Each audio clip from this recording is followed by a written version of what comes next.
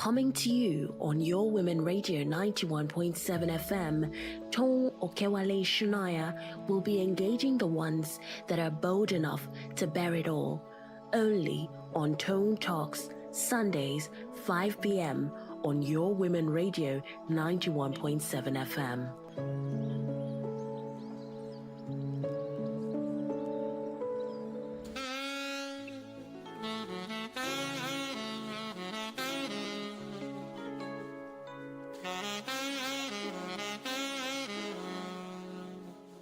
Okay, death is bound to happen. It is unavoidable and it must happen to everyone. But when it does happen to a loved one, they say it's never easy. I lost my mother 115 days ago, exactly 6 weeks and 3 days today. And I can tell you that the pain of grief is something only those who have been through it can fully understand. My guest today, my friend, Lorenzo Omo Aligbe, an international attorney, lost his beloved wife months ago at a time when their family should be celebrating, preparing for their daughter's wedding. See, that kind of heartbreak leaves a deep void, deep void. But 6 months, close to 7 months later, Lorenzo has made the brave and what I call an inspiring and beautiful decision to open his heart to love again. Toun Talks today is about the weight of loss, the struggle of navigating grief, and the courage it takes to choose to live and love again after a loss. For me, I'm genuinely happy that my friend is bold enough, brave, and ready for love again, irrespective of how society views men and women who choose to move on after losing a spouse. Also for me today, I choose to be mouthy, intentional, and I'm hoping to get as many to join me to condemn a culture that condemns women when women are ready to find love after losing a spouse. And a reminder to my sisters, to every woman, that while we don't know our death dates, we must choose to fully embrace life, enjoy life, and do whatever makes you happy while you're still here. Because when you die, the man has a right to, and will move on. I'm Toun Okewale Shunaya on Toun Talks. If you're in Lagos and Ogun State, please tune in to 91.7 FM on your radio. We are Women Radio 91.7 FM, Nigeria's only radio station for women and their families. And from anywhere in the world, we live stream at WFM917.com. Toun Talks is live on YouTube at Women Radio 917, where you can also drop your comments and questions. All the numbers and all the lines and that you need to phone are scrolling on the YouTube line. Lorenzo, hi. So my respects to you, and thank you for having me. Thank you. Thank you for doing this with me. I think you're brave, honestly, and I've told you from day one that I respect you. But thank you for doing this with me. It's my pleasure. So I remembered when I got a message from you about your wife. And I think she passed away. It's going to 7 months on June 30, right? Was it June 30 last year? I think it was June 30 last year. Yes. Yeah. I want you to share your story, if you can, in 3 minutes, 4 minutes. When it happened, it was such a joyful time, your daughter's wedding, right? And yes. you were preparing for your daughter's wedding. And that is a Absolutely. Share with me, please. To cut the long story short, I had 2 weddings and a funeral within 3 weeks. November 2023, my daughter got engaged, and my wife had booked tickets for the San Francisco leg of the wedding, which was to take place on the 6th of July. I flew into London December for our 32nd wedding anniversary, which was the 7th of December, and then went back to Nigeria end of January 2024.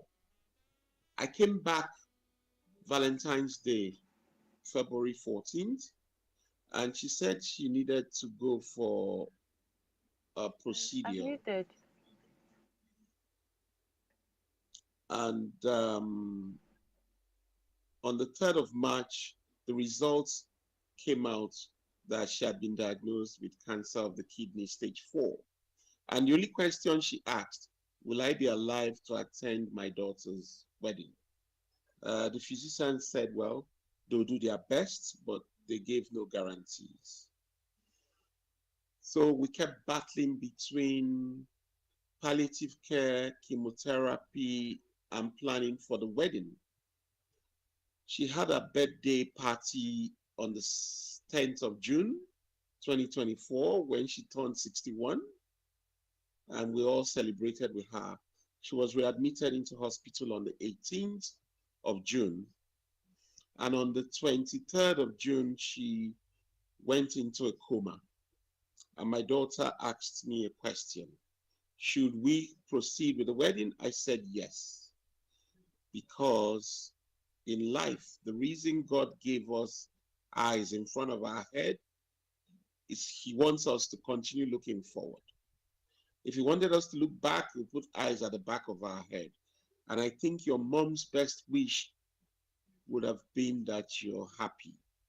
We're going to go ahead. Traditional wedding took place in London on the 28th of June while she was in coma. And on the 30th of June, she passed. So I told my daughter, you proceed to California. I'll join you after I have done all the necessary arrangements to obtain her death certificate. So I joined her on the 4th of July. We had the wedding rehearsals on the 5th.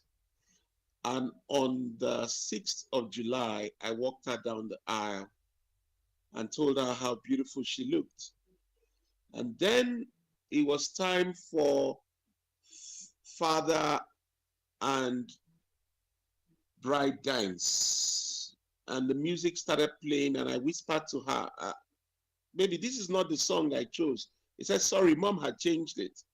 He said, this is her favorite fella, which was Lady. So I said, okay, let's get down to it.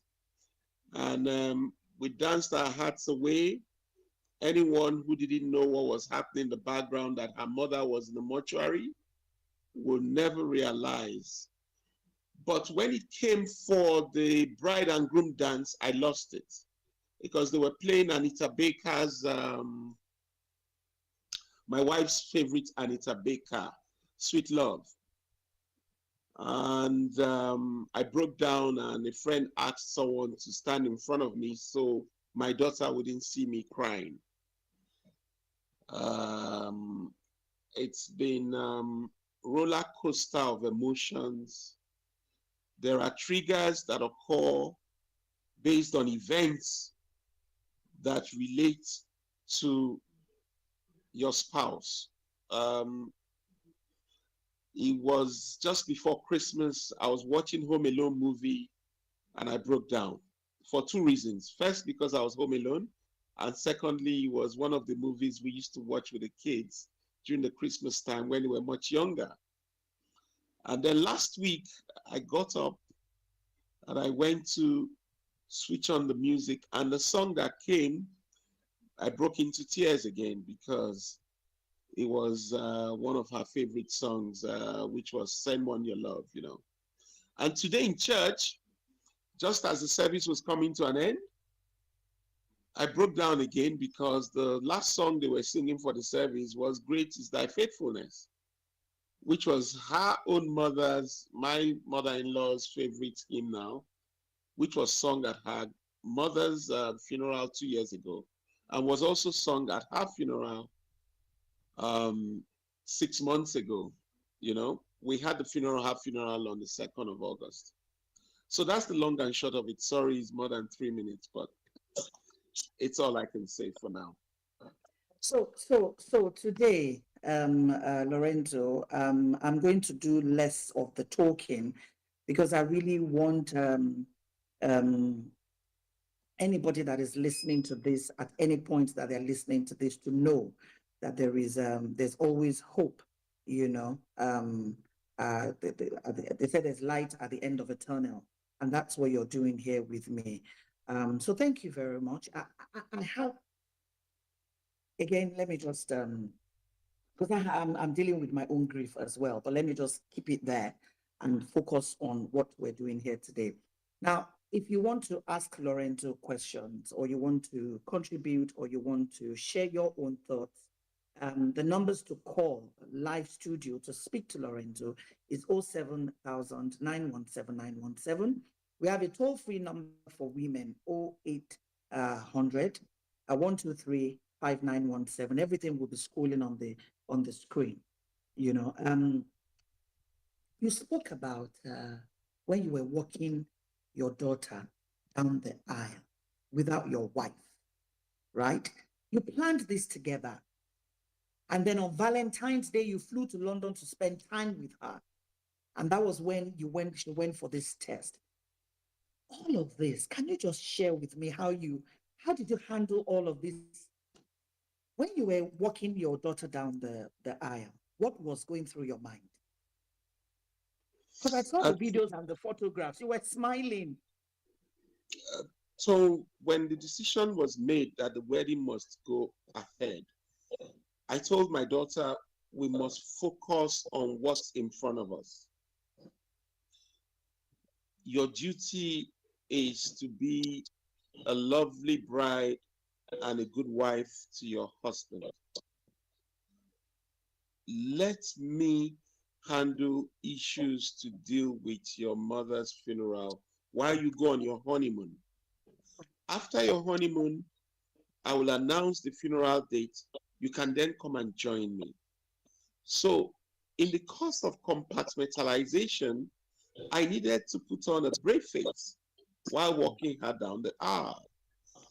I remember kissing her cheek before handing her over and telling her, baby, you look stunning. She said, thank you, daddy. Wish mom would have been here. I said, don't worry, mom is looking down on us and she wants you to be happy. She said, thank you, daddy. So essentially, I had mixed emotions, but only one could come to the surface, one of joy. So, except you were close to the family and you knew what was happening in the background, you would not know that the mother of the bride was in the mortuary. And except you asked, where is the mother of the bride? You were not going to get that feeling or answer, because a wedding is supposed to be a time of rejoicing, celebration, conviviality, happiness, because it's the beginning of a new life. I had told my daughter the day she held the meeting that we should postpone the wedding. I said, no. When one life ends, another must begin. I said, when your grandfather, my father, died, your mom was, you were 3 months old in your mother's womb. It didn't stop that funeral from going ahead and your mom betting you to a new life. If you love your mom so much, if you have a daughter, you can name your daughter after your mom. But her greatest wish is for you to be happy. Unfortunately, she's not here with us. Two silver lining to the cloud. She sent me a message last week to say I should suggest two names, one for a boy and one for a girl, and tell her the meanings because she's pregnant and she's expecting her baby in the month of June, which was the month her mom was born and the month her mom died. So I gave her two names and gave her the meanings. It will be her prerogative whether or not she chooses any of them, depending on the sex of the kid. But I want to share something with listeners that happened in the course of the funeral preparation. When I went to see the funeral directors to make the payments, the lady doing the paperwork, I was lamenting to her that it's such a sad life. After 33 years, you lose a loved one. This life is not balanced. And she said, she asked me, are you in a hurry? I said, what do you mean? He said, well, while we're doing this paperwork, if you're not in a hurry, there's a chance a lady will come in who has come to pay for her own husband's funeral. Then you just take her home. So I couldn't help but that laugh. could only happen in London now. Yes, You yes, know it was that only could in only England. It was only in England. And she said, yeah, yeah. It happens here all the time. You know, if you are patient enough, you've come to pay for your wife's funeral. A lady will come who has come to pay for her husband's funeral. You just take her home. But that was my first indication of the fact that you only die alone. I have never witnessed at any funeral where the people who are mourning, anyone elects to join that person who is being buried. Death is a very personal thing. And when I got back in November, because I was in England for 10 months, February to November, I went to the barber's shop and I met a former senator, Ndoma Egba is his name, and he said, oh boy, you have joined our club of widowers. I said, yes, so. And he now told me his own story that at the funeral of his wife, he was weeping so uncontrollably, and the priest now reminded him that he's not the one who died. He said that actually made the penny drop for him. Death is a very personal thing. Let me pause you there. Let me pause you there. You only die alone. Death is personal. You cannot love that person that you want to. You see people say, I'm going to die, I want to jump, and people hold them back. It's only emotions. But you also said that on the day of your daughter's wedding, there were two emotions, sadness and joy. But you chose, you were intentional, you were deliberate that joy will take over. And you had to put up a bold face. And there were people at that wedding who did not even know that the mother, your wife, her mother, was in the mortuary. I can only take an Lorenzo to do this. Somebody just sent a message in, Temilolua from Abeokuta. She said, if a woman moves on, because at the beginning I said that you're willing to move on. She said, if a woman moves on after 6 months, they will say she killed her husband. She said, an Egbon married 1 year later. That's a man. He married a year later, and all hell broke out. And she said, it's not a sin, but it just seems like the person didn't matter when you can move on so quickly. We need to break free and not permit people to decide our culture. I mean, one of the things and I know we will go back to this, and I just quickly wanted to say that you've decided to love again, just 6 months. When you called me in December in London and said, Toun, 6 months, she's passed on, I'm ready to move on. I just thought to myself, this guy is brave. And let me just listen. We spoke for about 30 minutes, right? And so the question I want to ask you now is, what gave you the courage? What gave you that courage after 6 months, after losing her? What gave you the courage to open your heart to wanting to start a relationship soon? What gave you that audacity? So the truth is in life is this. You have to ask yourself two questions. The first, which is rhetorical, is how long is a piece of string? And secondly, how long do we have to live on it? As you had mentioned earlier, everybody knows their date of birth. Nobody knows their date of death. The truth about our society, Nigeria to be precise, is that people must talk about you if you're important. If no one is talking about you, you are not important. So you have to decide whether male or female, whether you do what pleases you for you, so long as you're not harming nobody in society, relatives, friends, and then come to a conscious decision that whatever it takes, you want to be happy. The truth is, your late spouse looking down from heaven or wherever she is will be happy that you have moved on, because that is what he or she knows you will wish for him or her. That's the truth about life. And as I said, you die alone. I went back to England in December because I wanted to share Christmas with my two sons. Their sister is in California. She's moved on with her life. She has a new life. My first son turned 30 on the 22nd of December. Her brother was turned 26 on the 9th of September.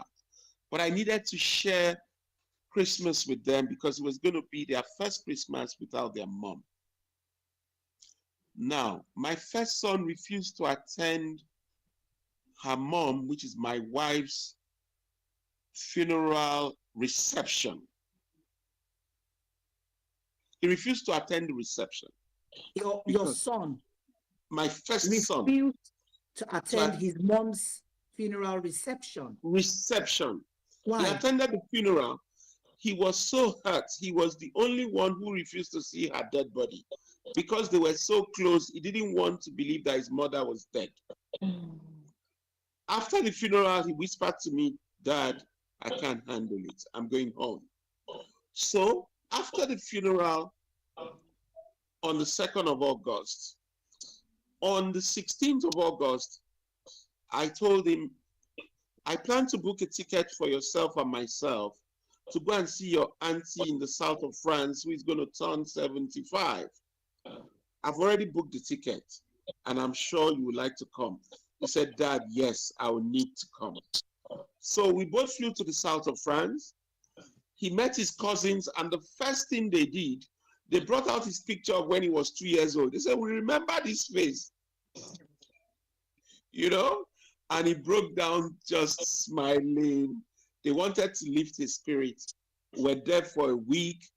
And this December, when we went for Christmas dinner at his late mom's friend's place, he told his brother, "We need to go and see our cousins in France. You know, they gave me a good time." No. So why am I saying this? Life must go on. On the 7th of December, it was exactly 33 years anniversary of our wedding.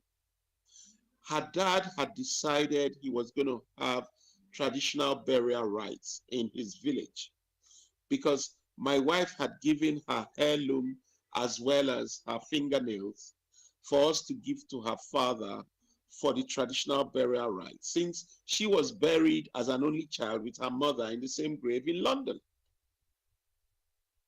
So her dad chose the 6th and 7th of December.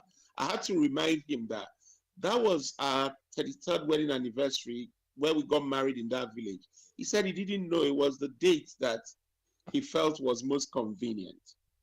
So on the 30th of December, I took a decision that I've got to find love again. consciously. Consciously because I don't want to be alone. Consciously because I have decided that it's a personal journey in which I want to be happy. And every month I have chosen that I'll visit a European country I've never visited before. So January 2nd to the 6th, I went to Lisbon in Portugal and then went to the town of Lady Fatima. As a Catholic, that resonates with the Catholic world because that's where the Blessed Virgin Mary was supposed to So have I need met. to interrupt you now. There's a call coming in. We'll take a call. Hello. Hi. Hello, hi. Nice topic Hello. you have there. My name is Tara, and Hello. I said I was going to join. Yeah. Thank Can you. you hear me? Yes, who's speaking, please? And where are you calling from? Tara is speaking, and I'm calling Tara, from hi. Lagos. Yeah. Hi. It's very funny. I've been listening to Mr. Lorenzo, and I was very fascinated by the fact that he said he found love after 6 months. And I just wanted to say, being a widow myself, that is a luxury. Most women don't have that luxury, you know. And it's not to say that they don't want to move on. I agree completely with him. I don't have any, he did the right thing, looking forward, doing the wedding, even wanting to look for them, get love again, but it's just, for me, for most women, most widows, you don't have that luxury. Or if you have that, if men do approach you, then it's because they think, oh, they're doing you a favor, you're lonely, there must be cobwebs there, and they just want to help you, to service you, you might be lonely. So but it's nice that he's talking. I just said, let me just put in my bid, because women don't have the luxury that most men have when their spouses die. Thank you. Tara, don't go yet. Don't go yet. Are you there? Yeah, Okay. because I want Lorenzo to respond, right? I want him to respond. He said he's ready to love again. He hasn't found yet. Yeah. Or am I? Oh, Lorenzo, please respond. Yeah, I'm in the process. That's what I mean. Oh, okay. I'm in the process. Okay. I I'm in the process found. of wanting to find love. But Tara, I still want to keep you. I still want to Yeah. keep you there. Thank you for calling in. And the reason why I want to keep you there is that you touched on an area where, Lorenzo has also spoken about. In Nigeria, right, we often judge widowers and widows who want to move on quickly after a loss, especially a woman. You understand? And and because Tara is a widow, Tara lost her husband, right? Widower lost her husband. Yeah. And I don't know how many years now, Tara? 6 years. 6 years. 6 years. Now, 6 years. 6 years. See how 6 years. Now, the question is, Lorenzo, I want to flip the coin. If you were the dead one, if you die and your wife dared to consider loving again after 6 months, how would you feel? I will be excited for her from heaven. I will look down on her with a great deal of pride, because at the end of the day, she's not the one who died. It's me. They will say she and her love. No, but you see, it depends on the person. Well, the point I had made. It depends on the person, because whatever you do, people will talk. What you don't do, people will talk. So if you have to decide that you will not give two hoots about what anybody says, and think about yourself, me, myself, and I. And for someone like Tara, obviously she probably also has children, maybe they're young. Look, people get divorced and move on. Why should death prevent all people from moving on? Women get married to 2-3 husbands who have not died because they divorced. Tara, do you want to respond? Yes, I totally agree with him.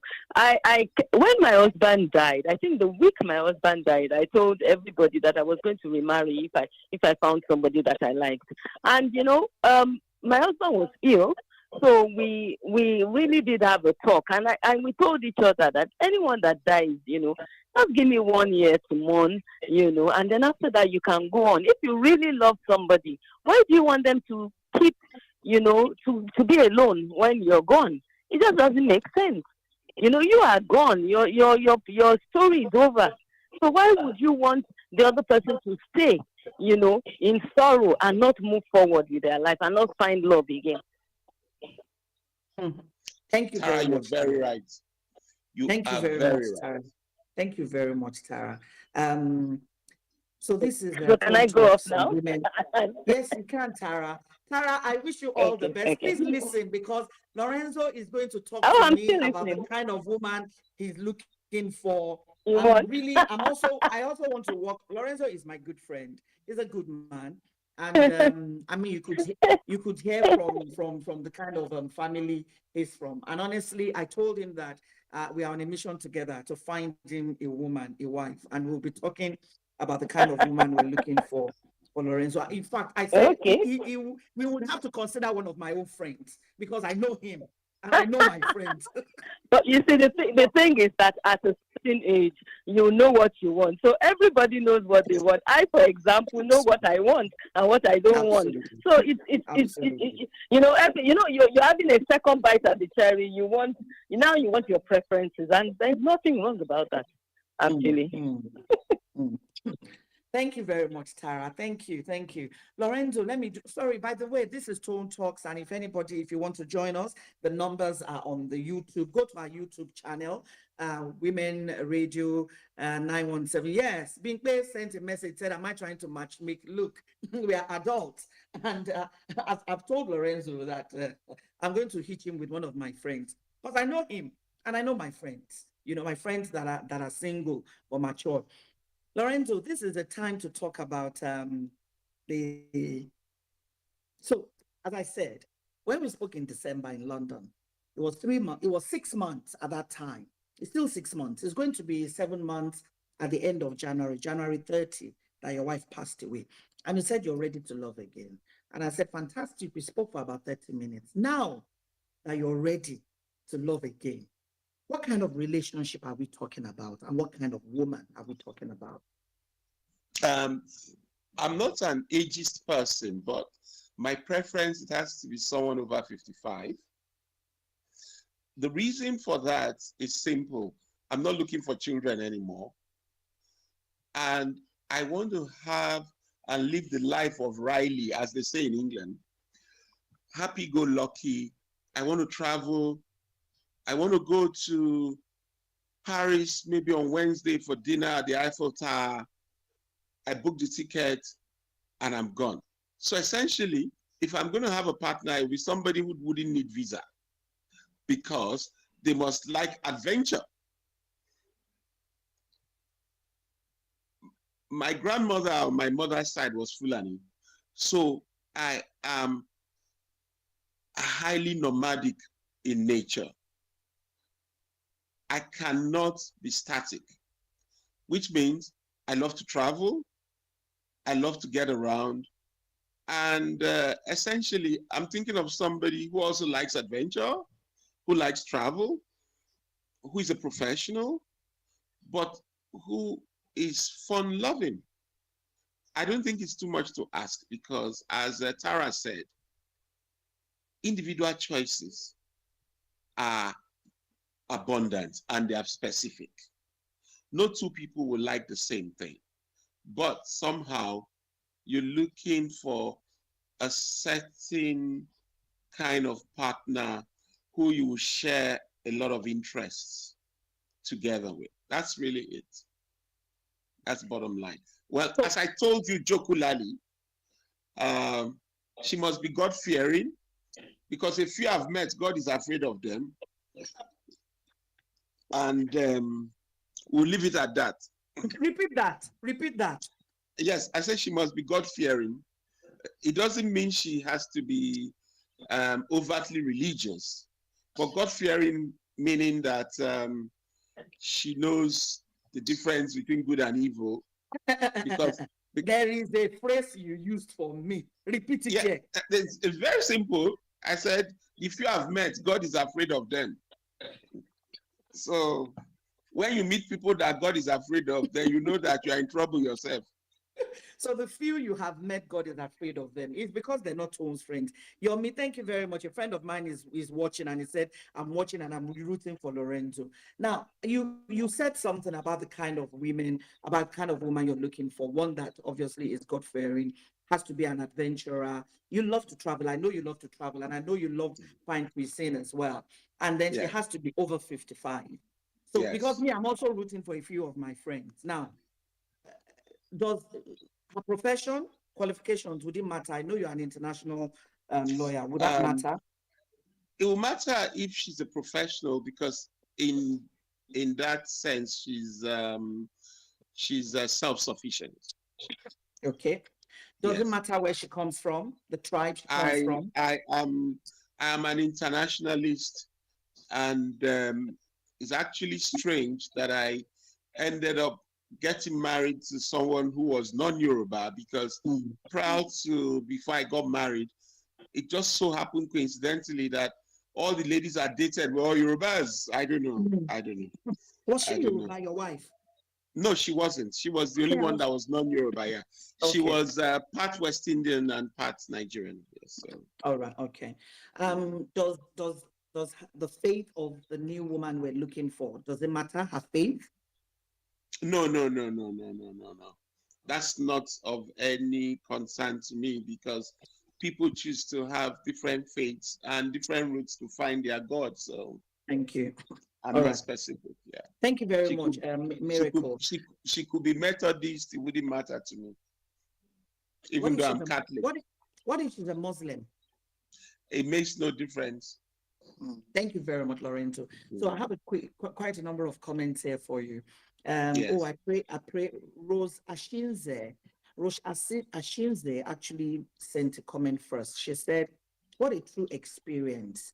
I have mixed emotions, but only one could come up to the fore." You know, when you spoke about when you were Yes. walking your daughter down the Daughter. aisle, Yes. sad and well done, well done. And Yes. Rose Yes. also sent another message and said, "Oh yeah, that's it."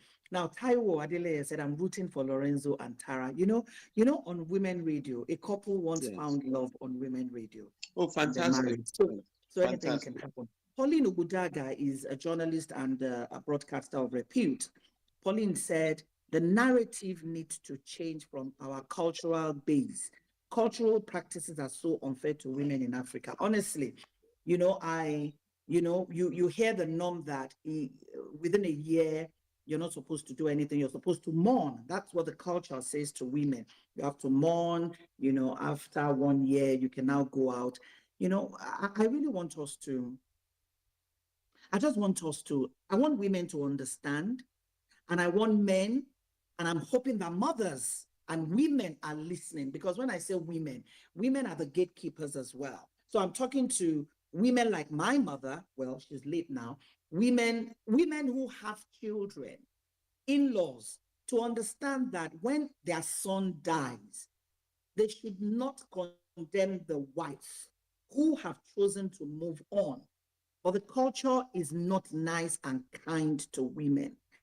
And I just want you to, again, say something about this, that if you were in the position, if it was you, you'll be very happy for your wife to move on. A lot of men do not mind, but it is the mother-in-laws or the father-in-laws or the sisters of the man who just see the woman as a witch. You've killed our son, you've killed our brother. You're not supposed to move on. I want you to quickly speak to that. The problem with our society is the cultural aspect is extremely oppressive to the rights of women. But that's because we have chosen as a society to be bound by norms that are of no real value to reality of life. And what do I mean by that? A man dies maybe by accident or illness. How come is the woman who is always the one that killed the wife? But if she dies, what happens is her belongings are taken out of the house. She was actually a witch, and before you know it, within 6 months, they are arranging another woman for the man. So it is wrong, but that is to the extent to which people want to accept it. The culture is not for you to accept if you don't want to, because the society will not fend for you if and when you find yourself in a pickle. And what do I mean by that? You think first of yourself and your family. What is good for myself and my family? One of my sisters became a widow at 36. She had 3 boys. Her last boy was 2 years old. And she made the conscious decision that she was not going to remarry. That was because her late husband had left her a very healthy inheritance. And she asked me, what will I do with a man? I have an 8-year-old, a 6-year-old, and a 2-year-old. My duty is to give these children the best, give my life to Christ, and above all, do the best for my children. Now, she could do that because she lived abroad, where she's not judged by our so-called cultural norms. But I bet you, if she had chosen to remarry out of her personal choice, nobody would have judged her, because she was not in an environment in which people have opinions that are not progressive. And that's why, and that's why every opportunity we have, Lorenzo, because I know you have a huge network of even decision makers and policy makers. This is why every opportunity we have, we need to condemn the culture that puts this kind of pressure on a woman. When the woman is ready to move on, you know, she has every right to move on like the man. I want to quickly, okay, there's a message here from Bingbe Abodunde on YouTube. She said, at the end of the day, we cannot control or dictate how people grieve, and we should allow them to grieve however they want or deem fit, or for whatever length of time they feel is appropriate, which is just spot on to what you were saying. I want to ask you a question.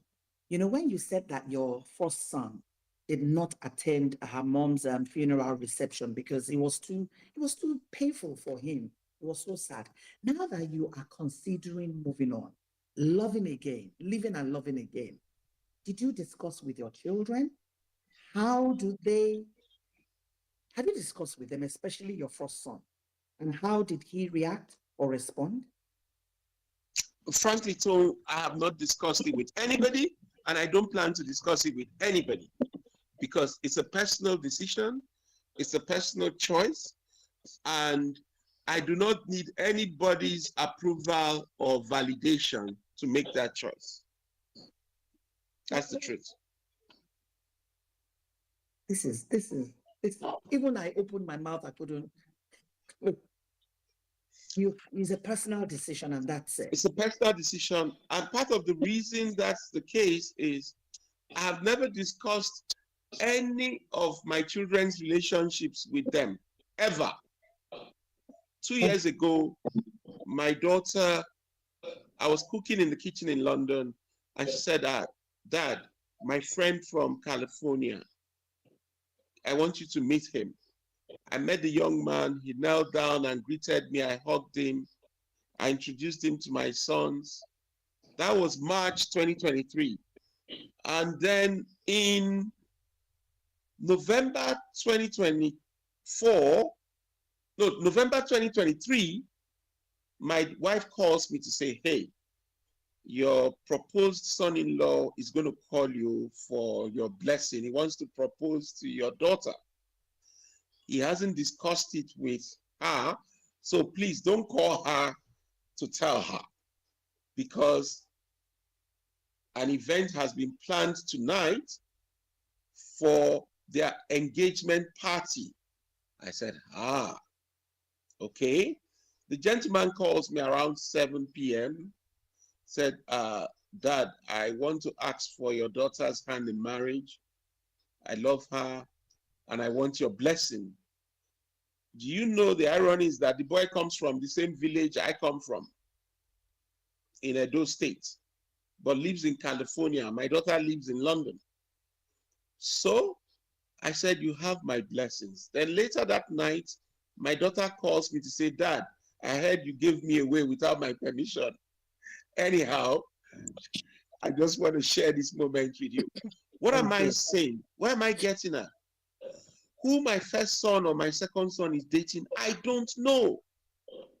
And I don't want to know until they tell me, Dad, I've met someone I want to get married to. Okay, I'll bless the union and we'll make the arrangement for the wedding or whatever.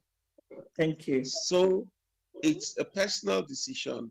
I haven't discussed it with any friends apart from maybe yourself and a few friends of mine, because you are going to live your life the way you want, the way you please, so long as you're not hurting nobody. It's not supposed to be an event for permission, because we're adults. You know what, Lorenzo? You know what we're doing this evening? We're opening floods of positive comments. I have loads of comments here because what you have done, and some of these comments are from men. What you have done is to say, mind your business, mind your own business, mind your own business. And when people start to mind their business, things will, get better. Steve Owoborode said, Lorenzo is a brave man. Only those who are in it could narrate how they feel. God will help, sir. Mero Mandara said, thank you for bringing Mr. Lorenzo. I encourage Lorenzo to speak to men's club. I wish him love and happiness. Bless you, Dr. Mero Mandara. And it's important that maybe we're going to open a men's club, or we're going to get you to speak to as many men in the mosque, in the church. We need to get faith leaders to be preaching this. We need to speak to women, as I said, the mother-in-laws and the sister-in-laws, and even the brother-in-laws. We need to speak to traditional rulers for them to understand that when a man dies or when a woman dies, and when the woman chooses to move on, please do not condemn her.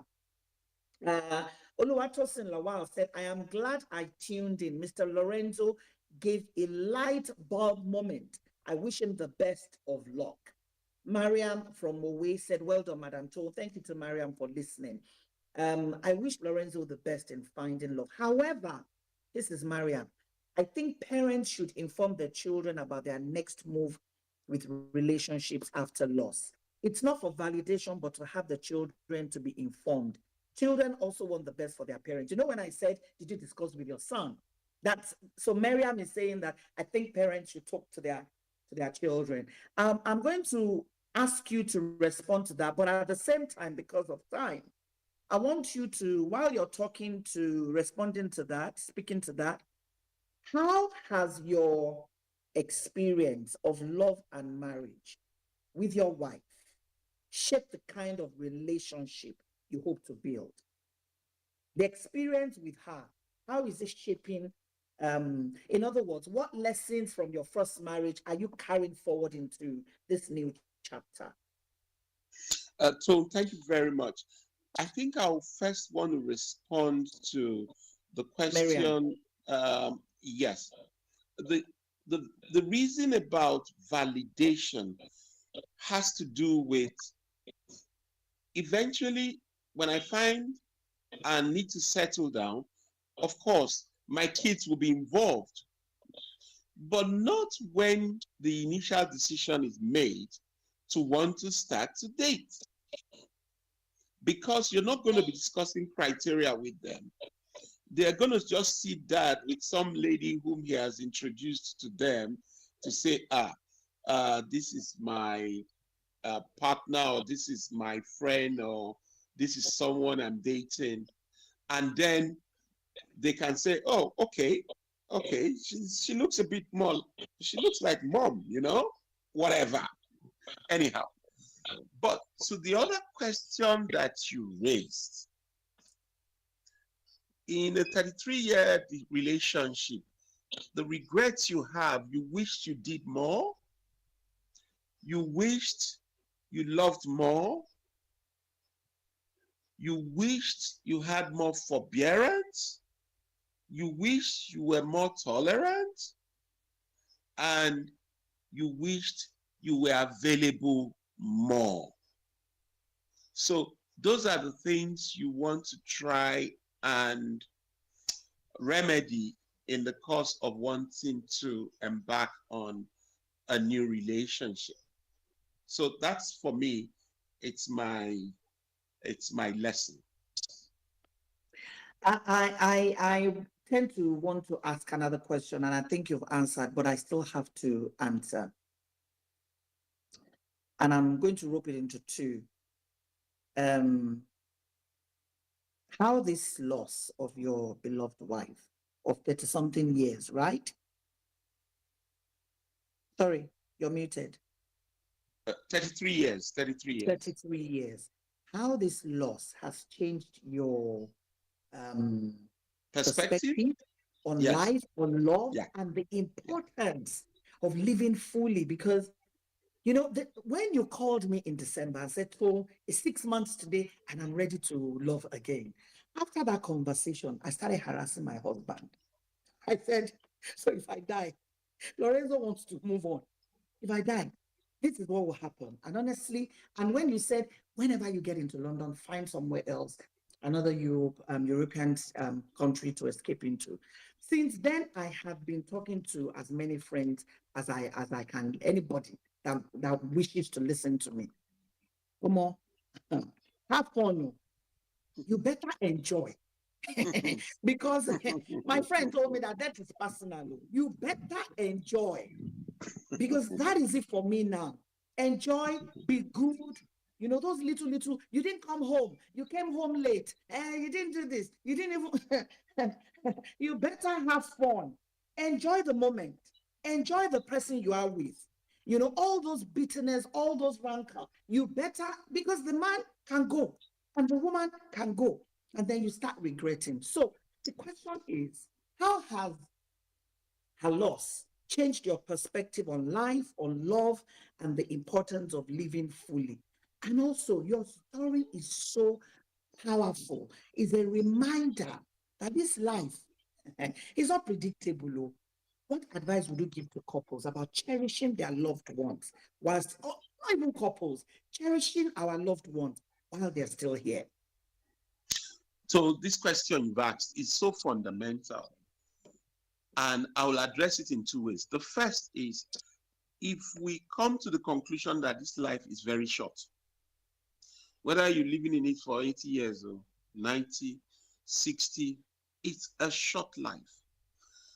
And as you know me, I love good food. The lesson my wife's death taught me is that you must live for the moment. Every day must be celebrated. Either you eat very good food that you can afford, or you wear the nicest clothes, because as they say, it's the food in your stomach that is your own. Every other thing. It took my daughter a whole month after her mom's death to start cleaning up and giving away her mother's possessions. There's still one room in the house in London still full of her things. I do not know where to start or where to begin, because my daughter had to go back to America. So the point is, every day should be joyful. No time for acrimony, recriminations. You are wrong. Oh, okay, I'm sorry. You move on. Because yesterday is gone, man. Tomorrow is a mystery. It's only today you've got. And you're not in charge of tomorrow. So anything you plan to do, do it. Any bedu you want to attend, go. Any holiday or vacation you can afford, go. Because you only live with the memories. Could be good memories, could be bad memories, but you live with the memories. And as much as possible, you must strive to be happy. Happiness does not mean you have money. Happiness could mean you like to do the things that makes you happy. Then always be in touch with friends, because they are the angels God has sent to make your life better. Just being able to chat. I had to go back to my law platform of 1985. I had left because of politics. And quite a few of us there had found common ground because we were fairly used widowers and widows. You know?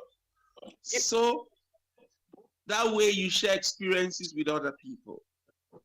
You don't give up on life, rather you embrace it, but make sure you enjoy every moment. Thank you. Thank you very It's much. music, Thank whatever you. it is. It's food, enjoy it. That's my philosophy moving forward. Because it's here today, gone tomorrow. Thank you very much. Thank you. I'm being told that I need to move on. We have a program coming up next. Tara, my friend that came on, said, my children told me 3 months after their father died that I was free to have any romantic relationship. The only condition was that if you die, life continues, and everyone will say she would have wanted us to enjoy life. Just to, confirm what you have said. So for me, my dear friend, we're looking for a woman that is over 55 because you don't want children, which is understandable. Her faith does not matter. You love an adventurer. I know you love food, and I know you love to travel. It would be good if she has, if she doesn't need a visa so that she can travel. You can have breakfast in French, breakfast in Paris, and then move on to lunch in Italy. Her tribe doesn't matter, and that's it. And I just want to thank you, my friend. We have 1 minute to go. As the TounTalks is where we embrace life lessons to shape our choices and perspectives. My dearest Lorenzo, I'm deeply grateful for your courage and vulnerability in sharing your journey of living and loving again after a loss. Your courage to heal, to move forward and to hope again is an inspiration. I also want to say thank you to my producer, Miracle, Philip, the engineer, Michael, aka Paul, Timmy, and Hilary, who helped. My name is Toun Okiwale Shonaya. I'll be with you again next Sunday. Lorenzo, thank you.